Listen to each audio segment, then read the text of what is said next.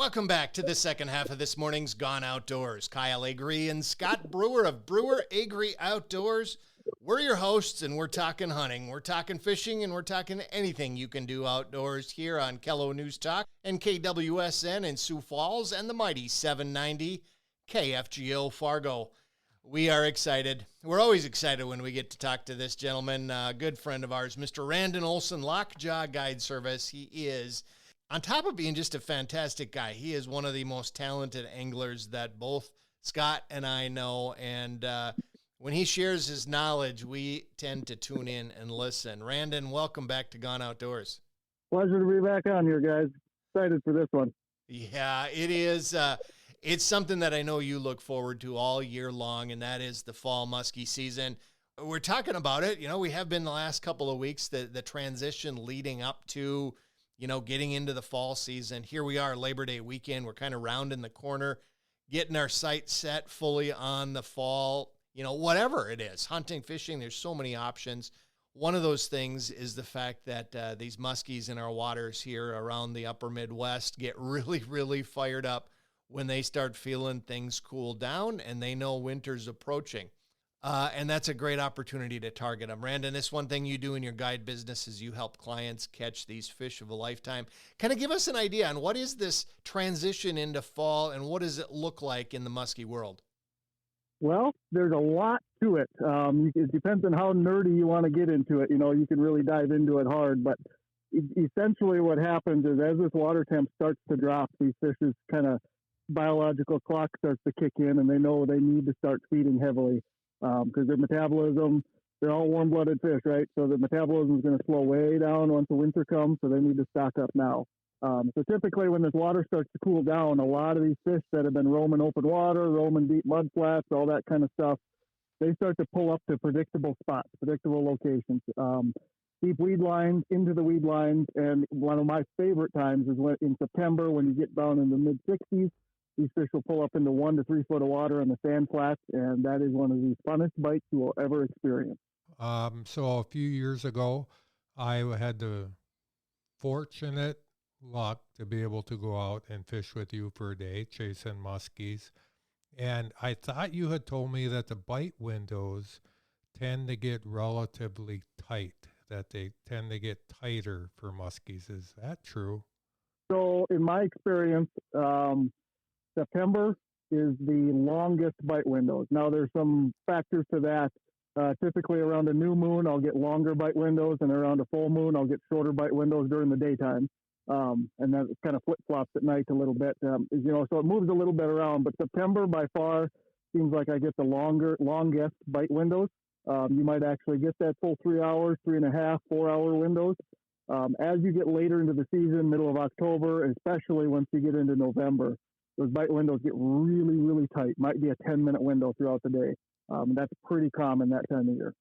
Doesn't it make sense that, in my mind, as we get closer to winter, that those fish are really feeling that pinch to feed up or to put on a lot more food and put on more weight?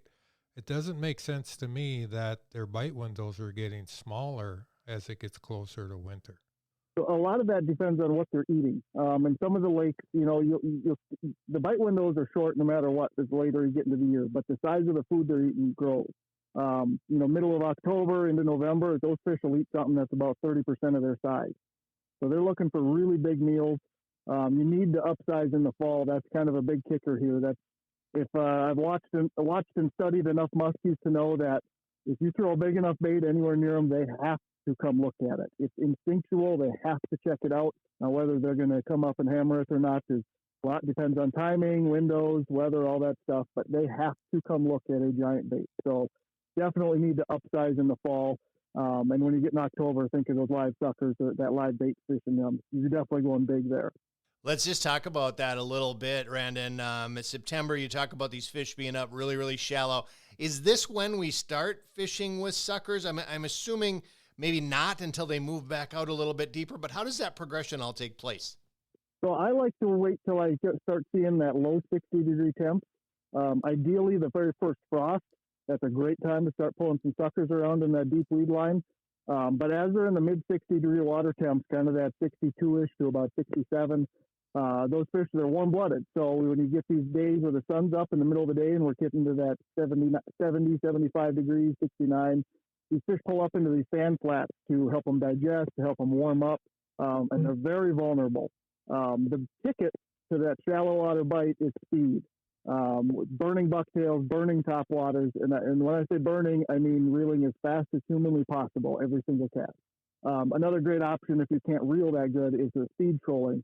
And we'll be pushing 7.5 miles an hour pulling some of these baits over those shallow weed flats. That is incredible. So you're running 7 miles an hour, pulling a bait that fast over the top of these muskies in shallow water. How shallow are you pushing your boat up on these days? So if I'm trolling, if I'm pulling bucktails or topwaters trolling, I'm probably going to stay in that 6 foot or out to maybe like 12-ish, 12 or 15. And that depends on weed growth. I want the weeds to be somewhat close to the surface there, within probably 7-8 feet on the deeper stuff. But if I'm running those sand flats, I'll run some planer boards and do some speed trolling up there. But those fish tend to spook when you're in 1 to 5 foot of water up there with a boat driving over them. So what I like to do in those sand flats is drive through that flat first and visually look for these muskies. You can see them on side imaging, but I like to just get up on the bow of the boat and look for them. And I waypoint them as I see them, turn around, and then I come back and fish those waypoints. It saves your arms. You have to reel so fast that you can't physically do it for a 100-yard stretch. So you need to kind of be more precise when you're up top. That is, again, very, very interesting stuff. So as the fall progresses and you've got this shallow bite going on and the water continues to cool, now eventually you get into that kind of the heart of the sucker bite, October. I'm guessing right on up until freeze up. What's our tactic then as far as where we're looking to fish? So 50 to 55 degree water temp, in my experience, is the best time to be pulling suckers. That seems to be the time when they don't play with them much. They just kind of come up and eat them. Typically, once I get to that 60 degree mark and starting to get lower for water temp, I'm starting to look at that closer to that deep weed edge. I might still be in the cabbage in that kind of 10 to 14 foot, but I'm also making sure that my boat is at or over that deep weed edge, because these fish will start to migrate to that deep weed edge or even that transition line from hard bottom to soft bottom. That can get really key, especially late October into November as the weeds die back and die off. So I'm trying to keep the boat around that deep weed edge. If you're pulling suckers, right down the edge of the deep weed edge, while somebody's up top pitching that bait over top of the weeds and covering the top side as well. So kind of the 1-2 punch with both of those different techniques, trying to catch those fish wherever they might be hanging out. Yeah, and the cool thing is we're going to go through a little transition where these fish will move from where they've been all summer.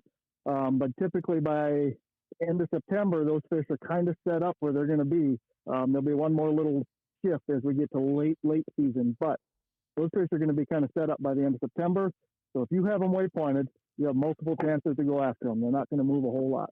It sounds like an exciting time to be out on the water chasing these fish. Randin, you do this for your clients. You guide in West Central Minnesota, typically in the Otter Tail area.